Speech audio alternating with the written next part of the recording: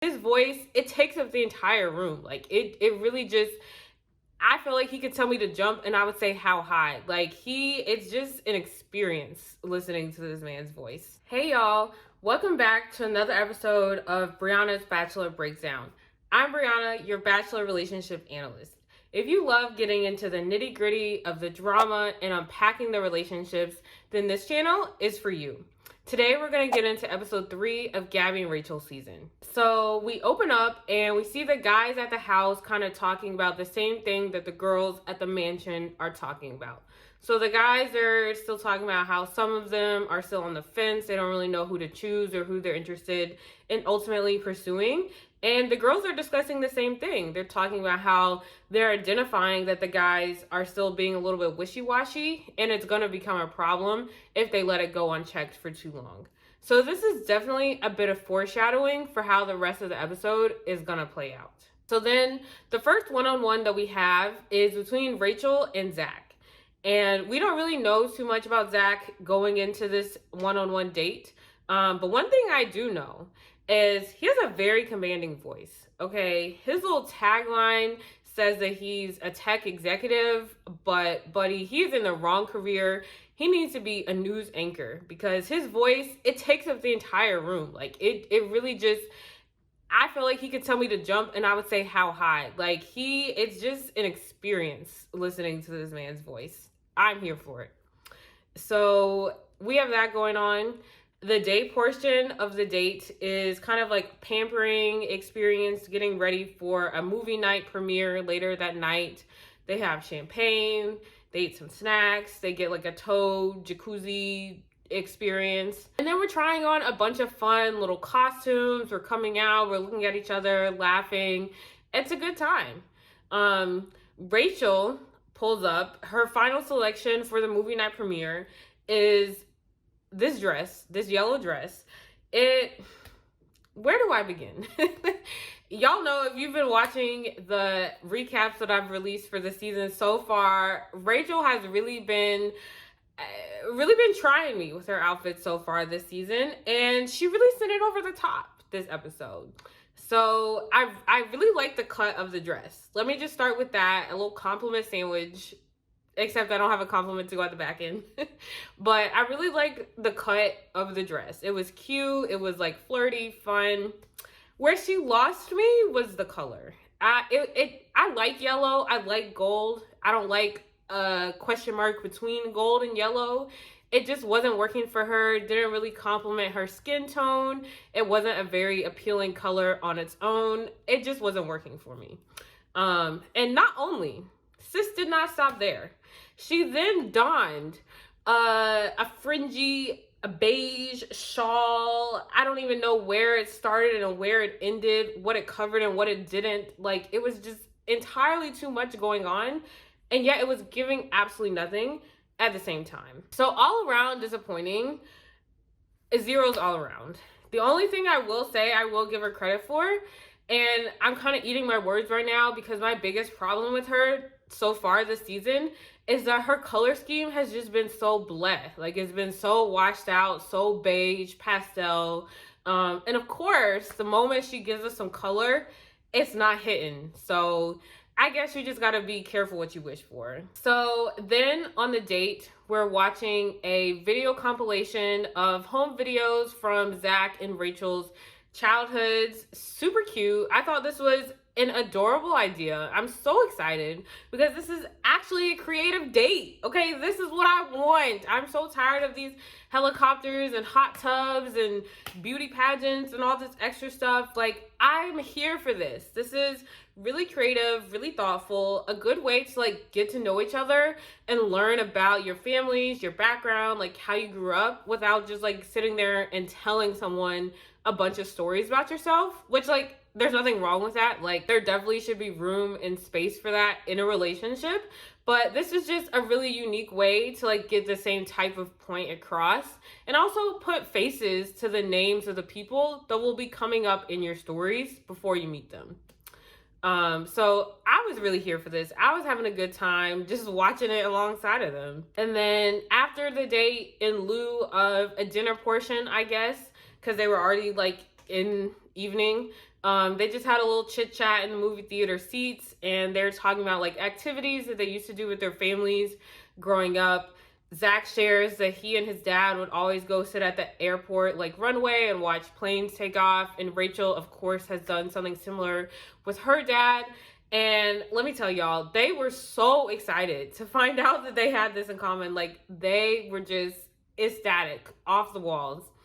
I personally felt as though a little bit like the energy didn't necessarily match the activity. They both were like, oh my gosh, I've never heard of anyone doing this thing at all, ever. Like, this is crazy news. I felt like, you know, this is something that you see in a rom-com every single day. Like, have I personally experienced it? No. Would I be floored and just knocked my socks off if someone told me that they had? Also, no. But I'm glad that they were able to have that moment with each other and really bond over something that clearly was an integral part of their childhood and one of their favorite memories, like, with their fathers. So then they go like dancing on the stage, you know, typical normal Bachelor stuff. And they're both having like ITM interviews, and they're kind of talking about how they're both falling for each other like really, really hard. Zach is really trying to drive that point home. Rachel at one point says that she is experiencing unconditional love. And I feel like we just skipped over that. Like, we just kind of zoomed past that little revelation. But that was a massive question mark for me. First of all, The Bachelorette, it does move pretty fast. I mean, you're expected to get to know someone, fall in love, and propose or get engaged in a span of 10 weeks. Like, that's abnormal. It just is. Like, that's just a very expedited process. Okay, fine. But we still don't usually hear this, like, I'm falling for this person on the first date. Like, that's still, even for The Bachelorette, very premature. And that's clearly saying a lot. And for Rachel to be saying like, oh, I'm experiencing unconditional love, to me, that's just kind of like a massive question mark about where her head is at, because sis just seems all over the place in terms of like pacing a relationship. Like, I'm still not over the fact that she let Jordan go last week when he displayed no red flags. In fact, was one of the main guys who was there for her from the beginning. And although their dinner portion might have been a little awkward, it wasn't bad. Like, he was trying to push himself to open up. He was trying to have a conversation with her. And she was just like, nope, not feeling it, done. Like, not going to give you the benefit of the doubt. Not going to check this out one more time to see, like, if that was just a fluke. I've seen all I need to see. And same thing with this guy in the reverse. Like, we had one good conversation. I've seen that all I need to see. This is unconditional love. What? That is mind-boggling to me. Like, to me personally, I feel like your parents are like really the only people who can like truly, truly, truly give you unconditional love. So after hearing Rachel say that, I would say that I'm just a little weary of like where her head is at in this process and what her strategy is going to be for determining like what relationship is right for her. I feel like she's a person that seems to very much just go off of initial chemistry and initial spark and lean way too heavily on that in terms of decision making, as opposed to evaluating the factors that are going to make a relationship sustainable long term. Because at the end of the day, that spark, there's going to be days where you don't feel that spark. There's going to be days where you wake up and you're so tired of seeing your partner. You just want to have some peace and quiet, but it's those grounding core character traits that keeps you coming back to that relationship. And I feel like Rachel needs to do a better job of identifying what those are, as opposed to just like going based off of how she's feeling in the moment. Of course, that's important, and you want to have that with your partner, but that can't be like the overarching decision-making factor. So then during the day portion of Rachel's date, we see Gabby kind of take a solo trip to the house to try to get some more time with them and get to know them in a more relaxed setting. So she pulls up, the guys are like, surprised but also pleased to see her having group conversation. She's asking them what they do all day, and they're just like, oh, we play football. And then they just get up and start playing football, and Gabby time kind of leaves their mind. And this was weird and not weird. I was like, a house full of guys that like has very much like frat bro energy, especially at the beginning when there's like 30 of them. Like, yeah, that tracks. It tracks that they would just like be into themselves and trying to just like have physical competitions, energy, whatever they're up to. Like, I wasn't too surprised, but it was also like very disappointing to see, because you can tell that like Gabby was excited to be making that effort, excited to like kind of surprise them a bit and see them more in their natural habitat when they're not like dressed up for a cocktail party or doing some sort of crazy shenanigans on a group date, and just get to know them in a different environment. And everyone kind of really blew her off. It was super hurtful to see. That really got to her, and I felt like it obviously made her lose a little bit of confidence in herself, and she was really in her feelings by the time that she got back to her own mansion. One line that really stuck out to me that she kind of said in her confessional was, what if I don't deserve to be loved by the people that I want to be loved by? And this really stopped me in my tracks. Not only because that's like a super relatable like feeling, like we've all been there before when like you're really crushing on someone and you're just like, what if I'm not it for that person? Like, I really want this person so bad, but like, what if they just don't see it with me? Like, how will that make me feel? But also for Gabby in particular, I felt like this was definitely a bit of foreshadowing on what's to come with her date with Erich, because I felt like she was probably triggered unconsciously by her relationship with her mom, right? Because we all deserve to be loved by our mothers, by our parents, and her mom made her feel that she was not worthy of that.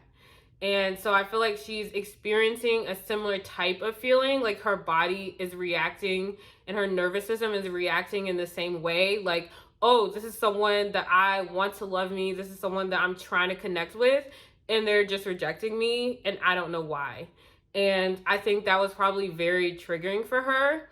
And my biggest fear for her, I mean, she seems to be someone that's like confident and secure, and like, although her relationship with her mother is obviously something that still like brings up a lot of pain for her, it seems as though she's also accepted it and knows that like she does deserve love and that there are other people out there that will love her, but it's still like a core wound.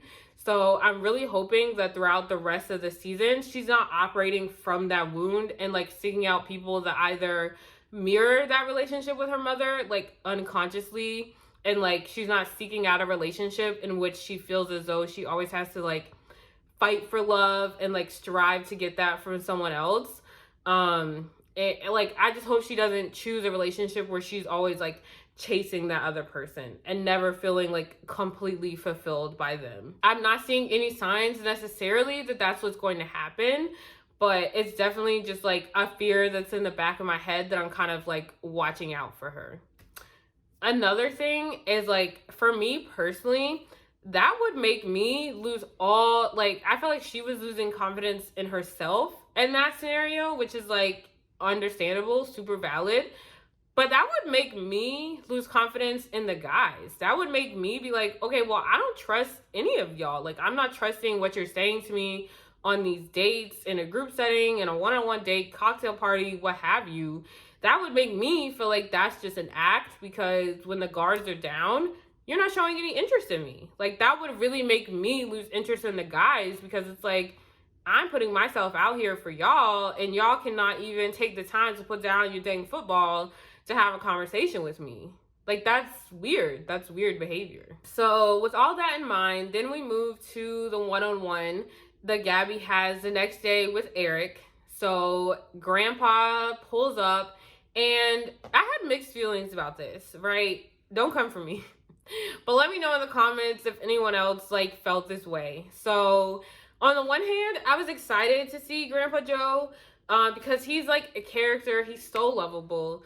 But on the other hand, I felt like it felt a bit forced. Like, I felt like Bachelor Nation kind of, we met him last season at hometown, so like we got a laugh out of him.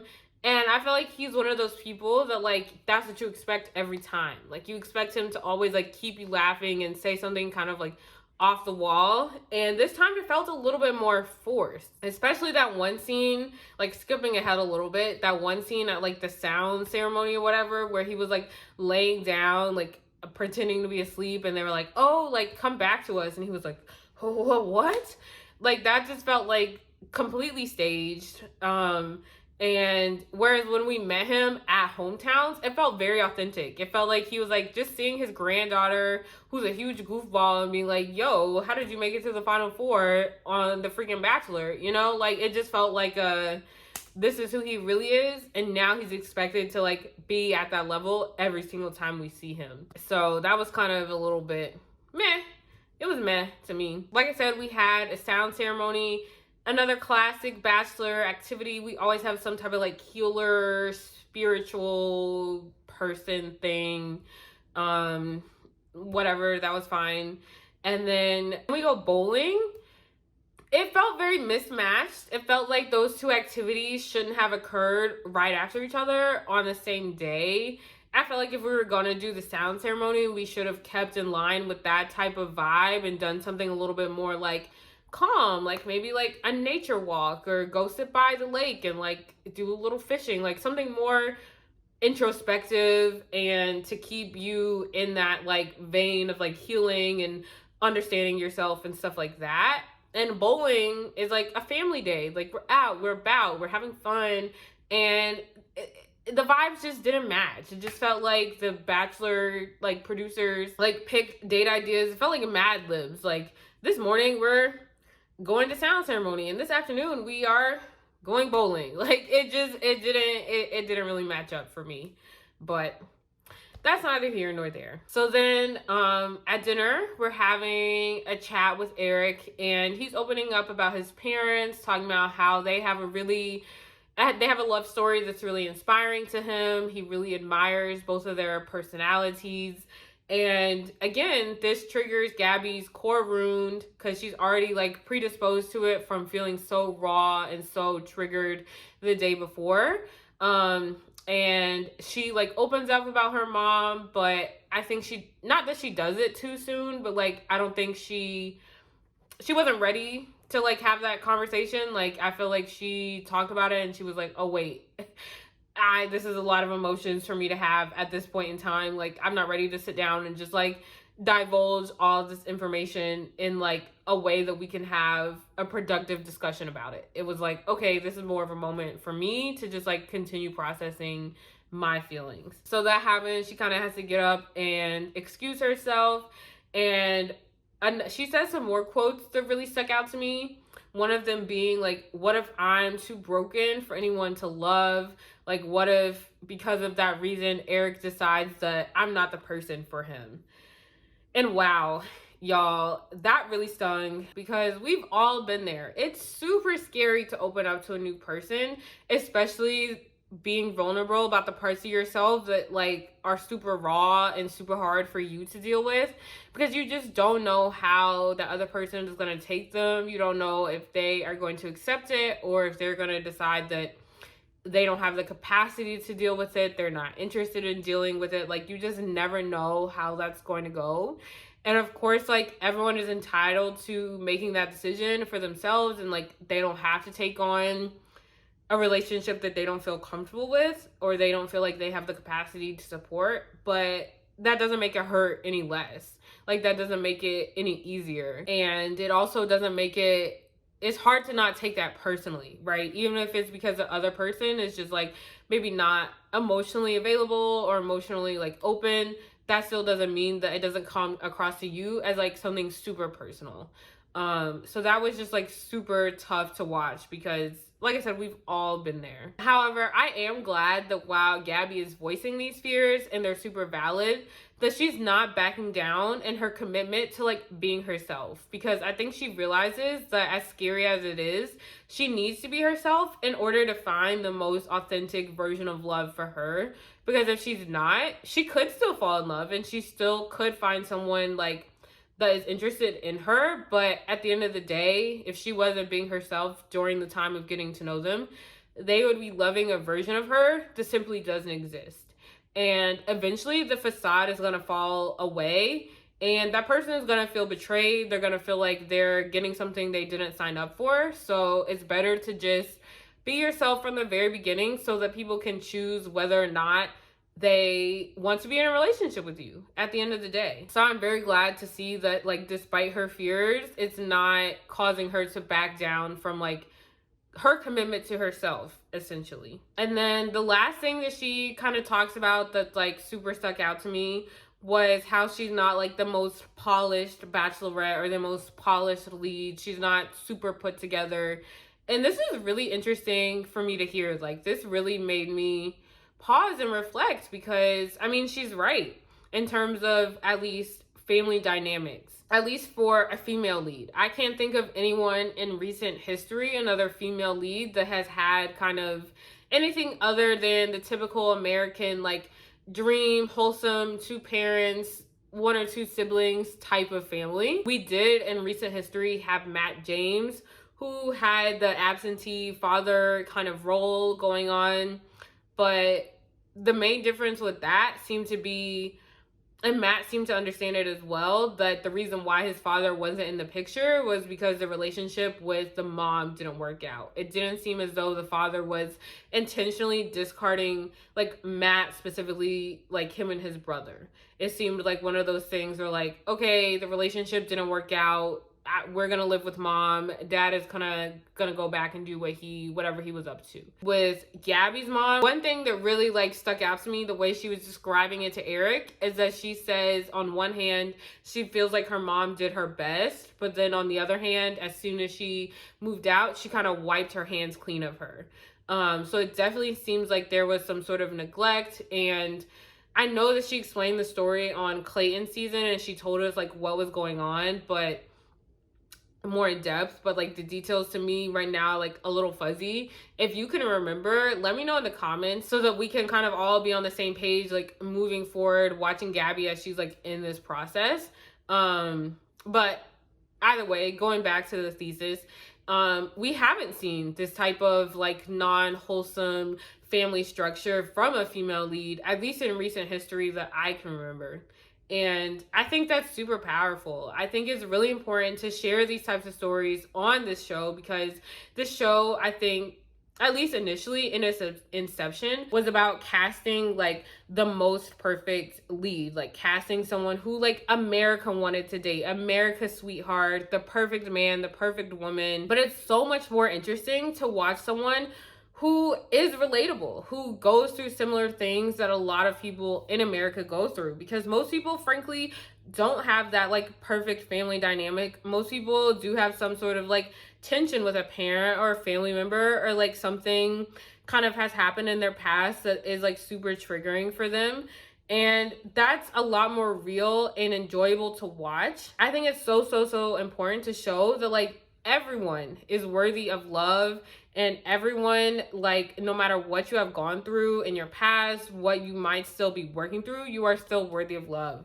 So I love that Gabby is getting to share her story in this way, and we still get to watch her like on her journey to find love, even while she's still like, as a 30-year-old woman, working through all of these complicated emotions with her mom and her family. So then we go back to Erich, and she kind of is like, you know, this is what was happening, and he's just like super patient, super chill, super calm.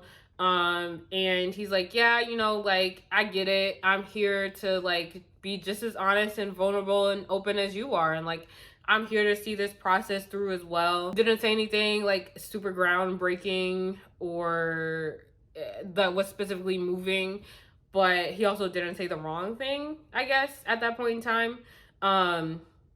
Whatever. Gabby also, she seems to really appreciate his patience, I think, at that point in time, especially because like she doesn't really know him I think she just needed someone that could like relax and kind of like let her work through her emotions and just like be there for her when she's ready to come back to that conversation. So it was a pleasant little ending. So then we go to an after party at a football stadium. Unclear why. But we're there. And y'all, Rachel is just having a good time, okay? She is just soaking up the energy with these guys as she should. Like, I'm not mad at it. She has a good conversation with Aven. They chit-chat a little bit, have a playful game of football. She reconnects with Tino. They're making out on the couch. Like, she is just having the night of her life. Gabriella, on the other hand, is just being hit over and over and over again. It was just so hard to watch. So let's get into it. Tyler, let me just start off by saying Tyler's the only person I respect, because here's the thing. There's nothing wrong with going for one person over the other. I mean, in fact, that's what the girls were saying they wanted. Like, they wanted the guys to make a decision and decide who they're pursuing and pick a lane and stay in it. Like, that's perfectly fine. That's the page that they wanted everyone to get to. So Tyler's the only person I respect because he actually came to Gabby functionally, politely. He said, you know what? I think you're a great person. I feel like I spent enough time around both of you to decide where my feelings and my intentions lie. And this is what's going on with me. Cool. Perfect. No hard feelings. Sounds like a plan. Then Hayden and Jacob feel the need to come up here. There's a difference between like being honest and being like, honestly, I don't know that I have feelings for you. I feel like I'm going to pursue Rachel, and making someone feel bad about themselves for literally no reason. Like, Gabby's over here minding her business, allowing these guys opportunity to be in her presence, to compete for her love, potentially. And these guys are just like stomping all over it. Like, they're just saying all this stuff that's not on her need to know. Like, if they really feel like these trash emotions towards her, like, why do you need to say that? Like, what purpose does that serve her? What purpose does that serve them? What is she supposed to do with that information? They both are using like coded language that was just very, very uncomfortable for me. Hayden, and I'm so sad it was Hayden, because if you watched my first recap, he was the guy that caught my eye the first, because I loved his accent. I loved that he brought Rachel a birthday card. Like, I thought he was so sweet and thoughtful. And boy, was I wrong. Because for him to pull up and be like, oh, like, I've been looking at your morals and they don't align with mine. Like, okay, what does that mean? What are you getting at? Like, I genuinely don't know, because Gabby and Rachel had identical journeys on Clayton's season, okay? They're occupying the same role now. They're literally doing the same things at the same time. So, like, what morals are we seeing that are different? Like, make it make sense. And then he goes on, as though that weren't enough, as though he had not already said enough. He goes on to say that Gabby is too rough around the edges. And this was super triggering for me personally. Like, I'm a person who, you know, obviously, if I felt the need to create a whole YouTube channel about my opinions on a show, like, I'm super opinionated. I'm super, like, if I feel a way about something, you're gonna know it. I'm very, like, confrontational. Like, I'm here to do, I'm very direct. I'm here to do what I need to do. And sometimes people, guys especially, will call that aggressive, whereas that type of behavior in a man would be called assertive. That we see that a lot in workplace settings, in corporate settings, business. And so I feel like him calling Gabby rough around the edges was like the dating version of that. And that's just not okay. I mean, if you can't handle a woman that's confident in herself, then you should just say that, Hayden. Like, you should just say that, because that's really what's going on. Like, I was not here for that. That was just absolutely disgusting for me. And then Jacob, this whole time, has been someone just, like, super uncomfortable to watch. I'm glad that he's gone. But for him to be, like, just, like, stomp all over her and be like, oh, if you were here by yourself, I would leave. Like, Again, why is that on her need to know? What is she supposed to do with that information? Like, why do you need to say that? I don't understand what purpose that serves, first of all. But then to follow that up with like, oh, you're still smoking. Gross. Like, get out of here. Like, what disgusting. And Gabby hit the nail on the head when she was talking to Rachel the next day about like, oh, I feel like these guys just wanted to reject me. Like, that just makes them feel more in control, and it's a form of self-preservation for them. And like, super props to her for being mature enough to like process the feelings enough to like get to that point of clarity and that point of like not taking it like super personally. Because I think she's absolutely right, but I don't know if I would have been able to like get over my own ego quick enough to identify like why these guys were just acting like absolute trash balls. Like, I just have nothing else. There's no other way to describe it. So obviously Gabby does not give out a rose that night, as she shouldn't. And the night ends there. Done. What really blew my mind is that we wake up the next morning and the guys are sitting around talking about like, oh, Gabby was really upset last night. As though they weren't the problem. Like, how do you bully someone and then be like, why are they mad about it? What?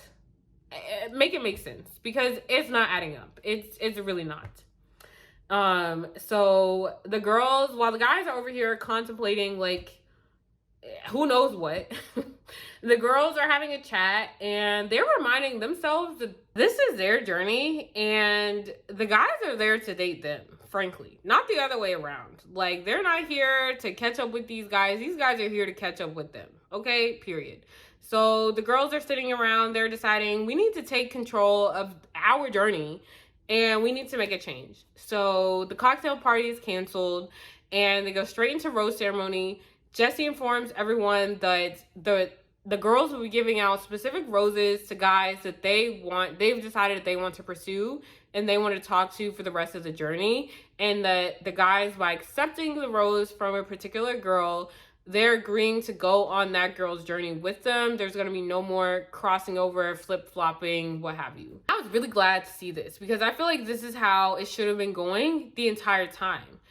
Now it feels more like a classic, like VH1, MTV type of show. I don't know if anyone out there ever watched like Real Chance of Love. I feel like that was one of the first reality shows to do something like this, where you have two like Bachelor like leads or whatever, and the girls kind of split off and they're like, I'm here for this person and I'm here for that person, and they are locked into their person for the rest of the season.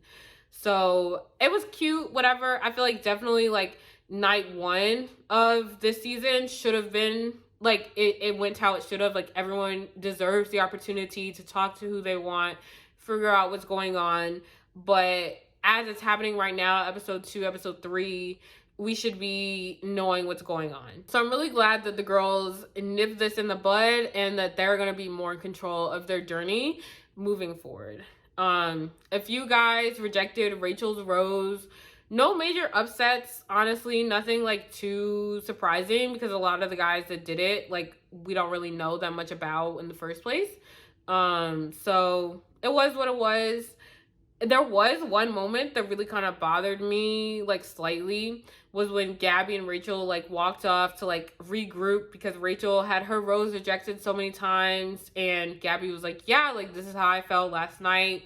Not in a way to kind of, like, downplay her feelings, but in a way to be like, I can relate. Like, I literally went through this yesterday.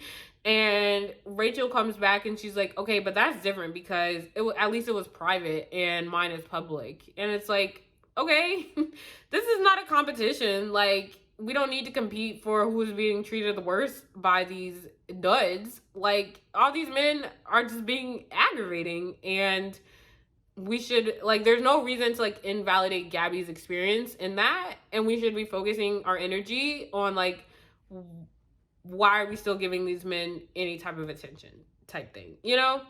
So that was just kind of like slightly aggravating on Rachel's part, but I will give her the benefit of the doubt because it seems like she was just like really overwhelmed and was talking while she was still processing everything. So it is what it is. She said what she said. It's not that deep. It just kind of bothered me. But yeah, so that's pretty much the whole episode. Thanks so much for tuning in to another episode of Brianna's Bachelor Breakdown, and I'll see you all right back here next week.